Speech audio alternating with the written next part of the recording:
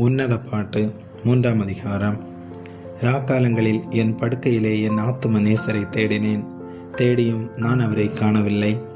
நான் எழுந்து நகரத்தின் வீதிகளிலும் தெருக்களிலும் திரிந்து என் ஆத்தும நேசரை தேடுவேன் என்றேன். தேடியும் நான் அவரை காணவில்லை. நகரத்திலே திரிகிற காவலாளர் என்னை கண்டார்கள்.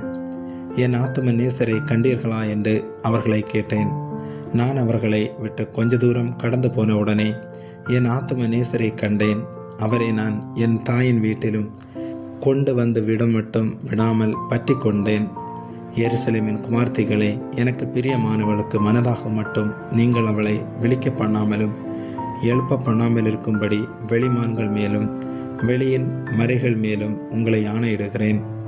வெள்ளை போலத்தினாலும் சாம்பிராணியினாலும் மர்த்தருடைய சகலவித கந்த பொடியினாலும் உண்டாகிய வாசனையை வீசி தூபஸ்தம்பங்களைப் போல் வனாந்தரத்திலிருந்து வருகிற இவர் யார்?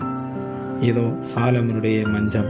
இஸ்ரவேலின் சௌரியவான்களில் 60 சௌரியவான்கள் அதை சுற்றி நிற்கிறார்கள். இவர்கள் எல்லோரும் பட்டயம் பிடித்து யுத்தத்துக்கு பழகினவர்களாயிருக்கிறார்கள். ராக்கால பயத்து நிமித்தம் அவனவனுடைய பட்டயம் அவனவன் அறையில் இருக்கிறது. சாலமன் ராஜா தனக்கு லீபனோன் மரத்தினால் ஒரு இரதத்தை பண்ணுவித்தார். அதன் தூண்களை வெள்ளியினாலும் அதன் தட்டை பொன்னினாலும் அதன் ஆசனத்தை இரத்தாம்பரத்தினாலும் பண்ணுவித்தார். அதன் உட்புறத்திலே எருசலேமின் குமார்த்திகள் நிமித்தம் நேசம் என்னும் சமுக்காலம் விரித்திருந்தது.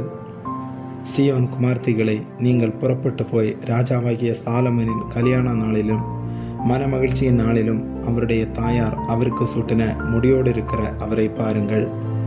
ஆமேன்.